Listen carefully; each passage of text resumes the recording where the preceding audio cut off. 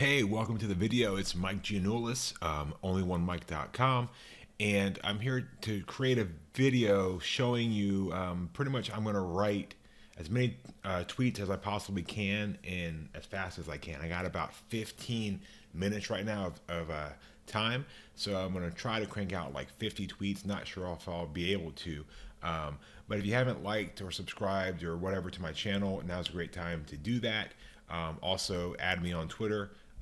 I'll put all the links in the description below, but I kind of want to run through a couple quick things, okay? So you can see that I've got lots of tabs open.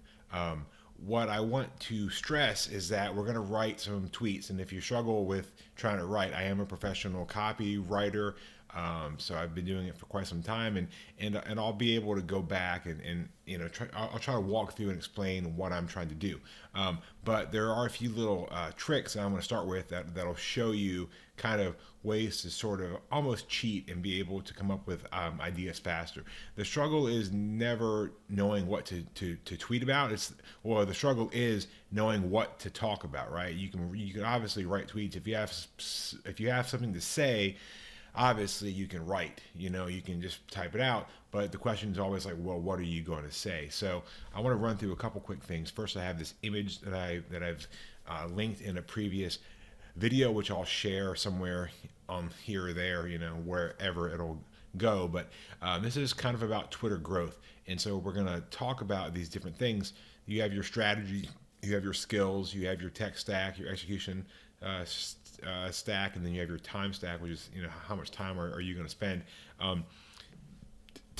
Today we're going to hone in again on kind of these two.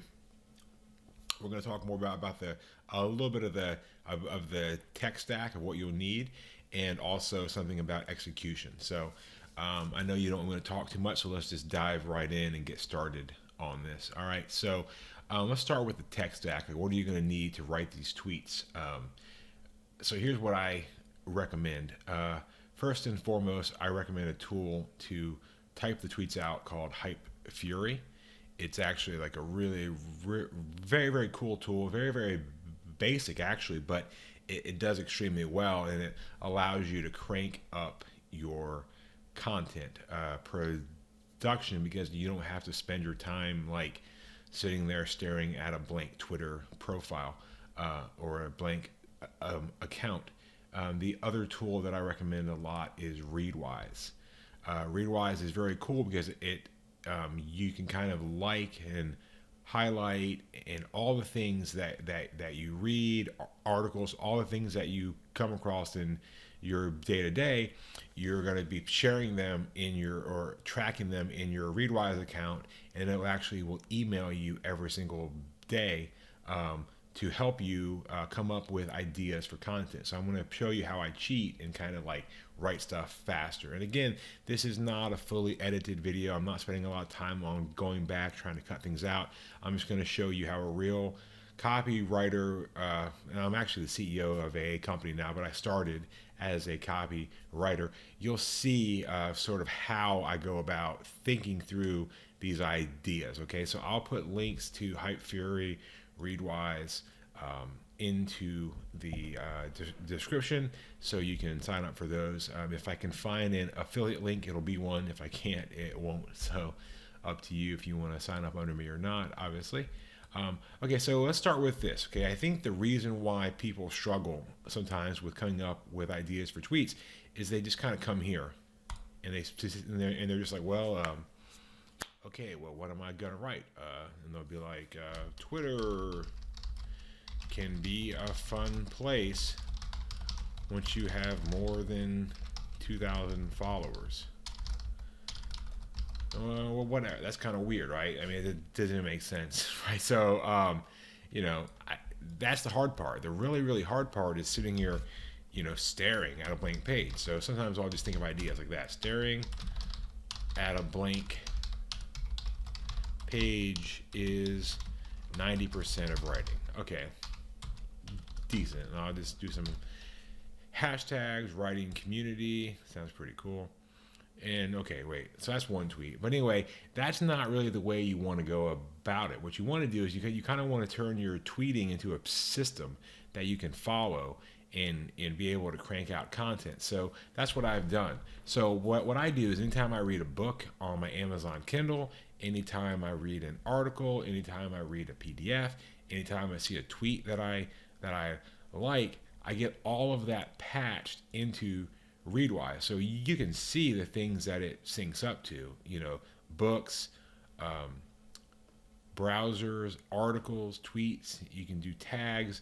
You can do a lot of stuff, right? So, and all of this feeds in to your account. And what's really cool is it actually emails you every single day. So I've already got this queued up, but as I've been saving these up so I could try to burn through and write some of these tweets. But every single day they send you a report of, I believe, 6 ideas. Okay, so these are 6 things that I've read and that I was able to highlight. Now, will I use them all? Not always. Sometimes I highlight stuff and I have no idea why. Maybe it was a mistake or something, but it gets sent over to me, right? So that's how we're going to sort of cheat code this, is we're going to burn through things that I've already read. That's the biggest key. If you're already reading stuff, then there's just so many ideas. And as an added bonus, you're going to be taking what you read and either coming up with a new idea completely, or kind of restating that idea. Depending upon how close you copy it,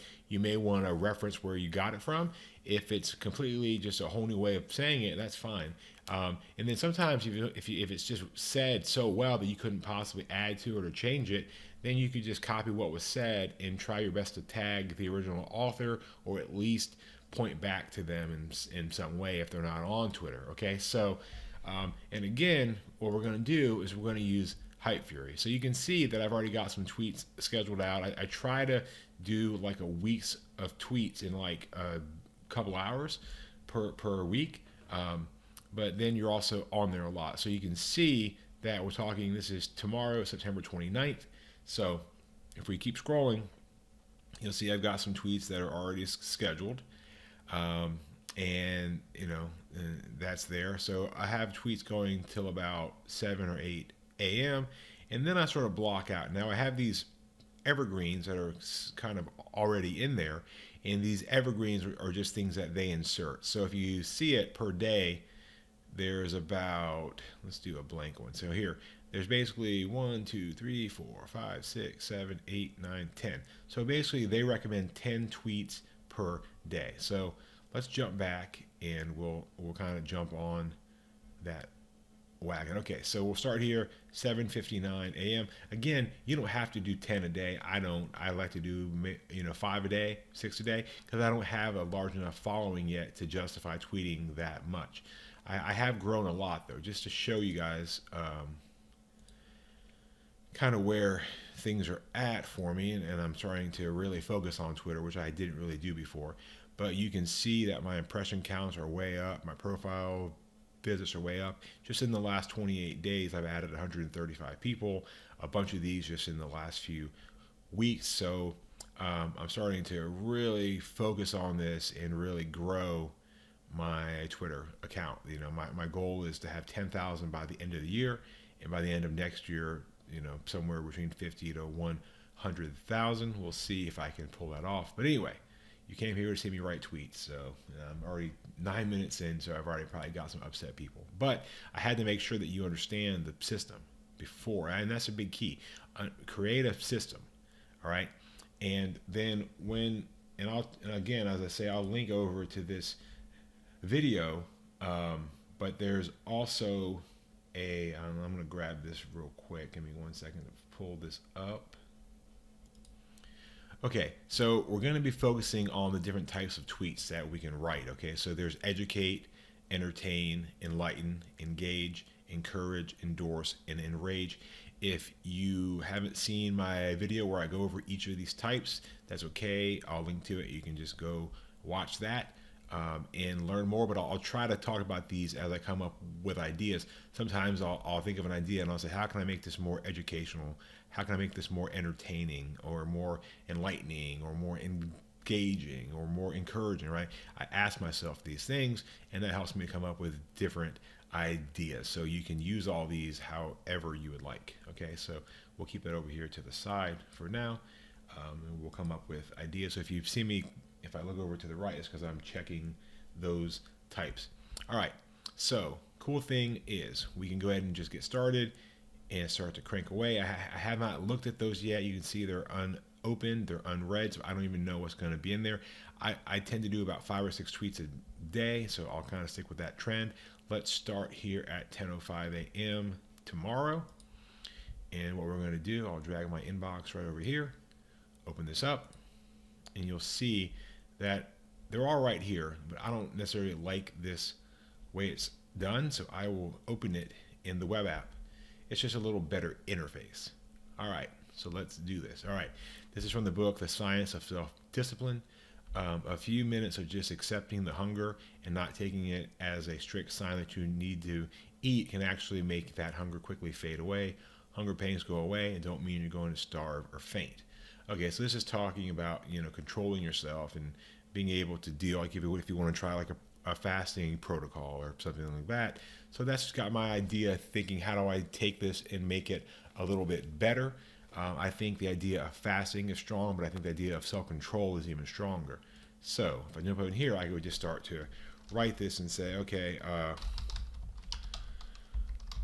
self-control is a powerful thing. Those who have it can control not only themselves, this is kind of cool, if I can type, but the world. If you can control yourself, you control your destiny. All right, so I went with a little bit of an enlightenment angle here, right? And you'll see the way that I have it spaced out is because I want to take up more space in the Twitter feed. Or if I go back, the longer your tweets are, see how this is spaced out? It gives you more space. If you write it really tight, you don't have as much space. You're not taking up as much space, so you're less likely to get seen. So I'm always more apt to space things out. If it's a very good tweet, I will share it on Instagram, which is a whole nother training, which I won't go into right now. And if it's more businessy, I'll actually share it over to LinkedIn. All right, so this one to me doesn't really fit that well, but so I'm just going to add it to the queue. And then we go on. What I wish is I wish they had a skip, button. Is they don't, so I have to close it and then maybe jump to 1 o'clock. But let's keep going. So that one's done. I like that one, so I'll keep it because I may want to see it again someday. This is from a book called The Righteous Mind by Jonathan Haidt. By using a framework that predefined morality as justice while denigrating authority, hierarchy, and tradition, it was inevitable that the research would support worldviews that were secular, questioning, and egalitarian. All right, so for me, this is talking about the idea of morality as justice. Because I read the book, I obviously am going to understand it more than those who haven't, but it seems like this is the real keywords right here. Morality is justice while denigrating authority, hierarchy, and tradition. So I'm going to go paste that in and then work on some ideas around those keywords. Never forget that if you view morality only through the frame of, I'll put it in quotes, justice, you are missing out on other forms of morality. You're missing out on authority. And let's see, I want to make this again for more space. I'm going to put it down here and make it a little more spaced out. Authority and hierarchy and tradition. And again, if you spell something wrong, no biggie, just get it fixed. Don't become a one flavor moral police. So I can't say become, so I want to say don't turn into a one flavor moral police officer. Now this one's so taken from Jonathan Haidt's book that I'm going to copy him. Credit to Jay Haidt. I believe that's him. If I can find him. No. So you got to remember, this is one that I want to tag. And then sometimes this doesn't find people, which kind of stinks. So then you have to go and look for them on Twitter itself, which is fine.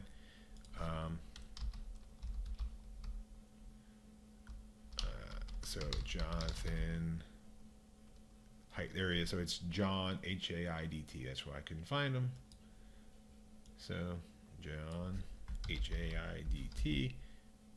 There he is. And now by tagging him as well, that increases the odds that I may get a retweet or something like that from him. So we'll add that into the queue. And that one's cool. Keep going. Rules for Radicals by Saul Alinsky. Because life is there ahead of you, and either one tests oneself in its challenges or huddles in the valley in a dreamless day-to-day existence whose only purpose is the preservation of an illusory security and safety. All right, so what this one's saying to me is the idea that that we try to kind of hide under this false premise that we're secure and we're safe, and we live this dreamless existence. So that kind of cues in my mind some ideas. So I want to jump ahead to maybe like 3 o'clock. One cool thing about Hype Theory 2 you'll see is it actually gives you a chance to just copy some of your old tweets and you can reuse them, which is cool. And if you write a really, really good tweet, you can make it an evergreen tweet, which will be repeated again. So let me jump over here again. Life is ahead of you, and either one test oneself and its challenges. Okay, so basically it's kind of like saying test yourself, or if not, you're just going to live a fake life where in a dreamless existence. So very stoic, actually, way to think about it. So those who never test themselves end up living in a dreamless state. Woe to the man who never finds out what he's capable of because he, quote unquote, plays it safe. And then a little Trump reference at the end, just to spread it out a little. Sad. All right, and then that's it. That's great. So you can kind of see the idea here. You aren't going to be able to trick your own mind and feel positive about it in the process as much as you may try. You'll see this book pop up a lot because I read it recently, and I highlighted a lot of stuff in this book. You aren't going to be able to trick your mind and feel positive about it in the process as much as you may try. This reminds me of something that Jordan Peterson said, which is that we really can't control ourselves as much as we think we can. So I want to say that in there. You can't trick yourself into doing what you should do. You have to rely on self-discipline to make you do it. No tricks, no games, no motivation will carry you through. You have to take control and take charge and do it yourself. All right, that's a good one. I like that one. I'll share that one to LinkedIn. That's all I had to do is just check that box. You'll see also that all of them will be retweeted. That way they get a second chance to be seen and heard. So that one's good. Roll on. This is the secret of selling anything. Never leave a sales interview without one of 3 things: an order, a definite no, or an understanding of when the prospect will need to make his choice. Great, that's cool. So I can write something for that pretty quickly. Now we're already on to Wednesday. We'll do one at 8:56 a.m. Every sales meeting with a client should end with one of the following outcomes? Yes, no, an agreed upon timeline for when a decision will be made. I say anything else is just a waste. Boom, done. We'll do that one on LinkedIn because it's basically businessy, right? Moving on. I hope this is helpful in some way. Economics through everyday life. One interest in economists is how human beings behave when they get their hands on a pile of money. And in other words, economics is about human behavior. That's great. That's a good one. I like that. So let's move on to 11 o'clock. What you do when you have money is who you really are. When you're broke, it's easy to denigrate the rich. It's easy to say what you would do. It's even easy to say you don't care about material things. But when money comes your way, then the test begins. So you can see that I'm kind of taking the concept and the idea, but I'm kind of spinning it onto myself. So that was more of an educational tweet. Like I'm teaching them something about themselves they may not realize. So that one's done. So we did the 5 of 5, and we'll do one more round, and then we'll call it a day. I think that'll be good for now. So, oops, let me go back to the unread. Here we go. All right. So you also see the cool part is because I read so many books, I get like a whole different, I get all kinds of ideas and things, right? Hypertrophy, if I'm saying it right, refers to an increase in the size of the muscle cell fiber, while hyperplasia refers to an increase in the number of cells and fibers. So that one to me, I don't really want to tweet about that, so I just skip it. Don't feel like you have to tweet every single thing that pops up in your Readwise timeline. Marlowe's technique is appropriately called urge surfing, where urges are compared to ocean waves that you surf over as they rise in intensity, peak, and then eventually crash. So he's talking about how do you overcome urges. This is a great one. So I'm going to jump over and we'll talk about that. So we'll say something like, think you can't possibly deal with an urge or desire to, and we'll give a few of them, overeat, smoke, drink, do drugs. I'll put question marks under all of them.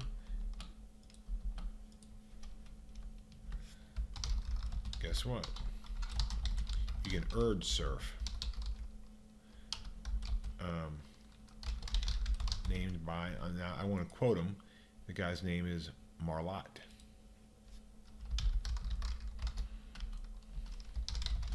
This just means to wait through the urge and become aware of what you're feeling.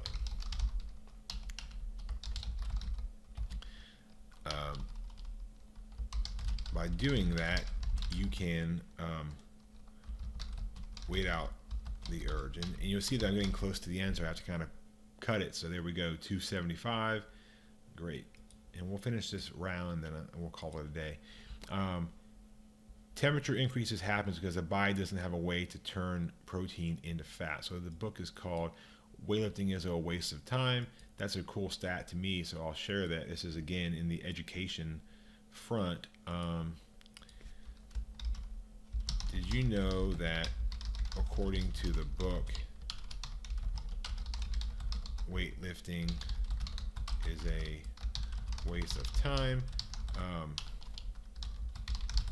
the body doesn't have a mechanism for turning protein into fat. Instead, it converts it to excess heat. Eat that protein. If I had more time, I would spend more time on these, and I would probably also use a lot more emojis. All right, keep that one. This was from a Twitter thread. Doesn't really speak to me. Doesn't resonate, as they say. Let's see. You can best accomplish that goal by being aware of the factors that will fatigue your willpower and putting yourself into the most favorable circumstances possible. This is talking about the idea that willpower is sort of something that we can tap out of, right? So I want to use this one because I haven't done it in a while. I want to encourage people here. So make sure I choose a good time. We'll do, I like to use some that are more at the evening time to get the California people. So you can change the times as well. So I did this one at 9 o'clock. So that's like 7 o'clock, over there in Pacific time. So we'd say, don't lose hope if your willpower fails you. It's designed to. It's like a muscle that fatigues. Instead,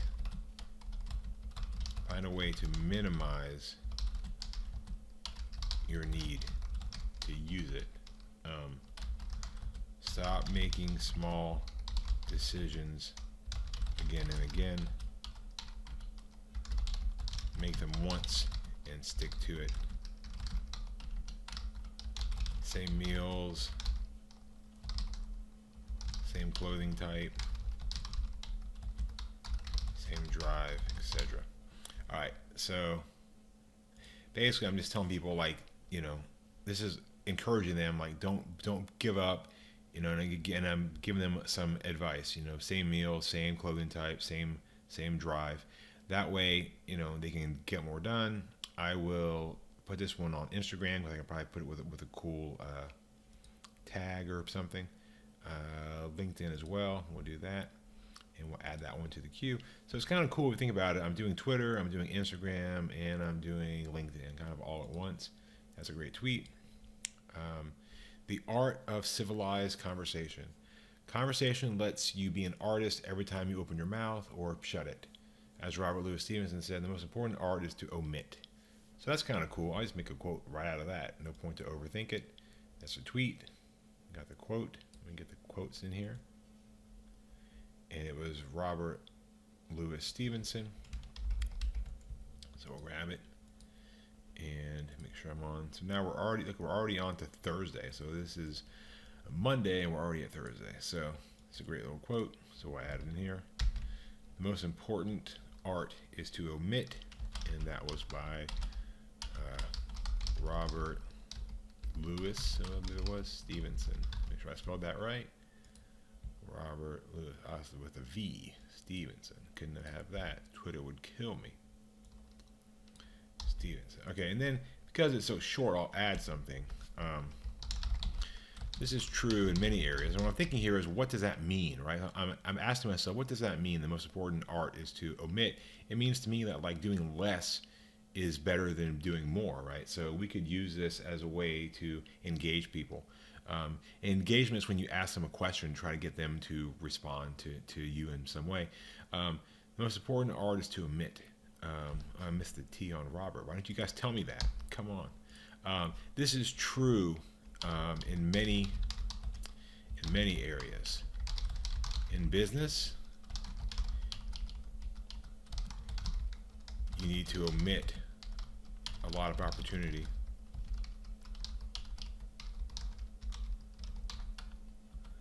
I'm giving them examples here. In relationships, what do you need to omit?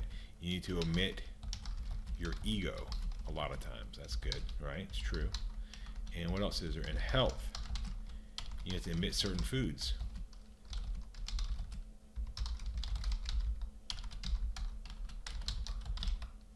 What can you omit to add art?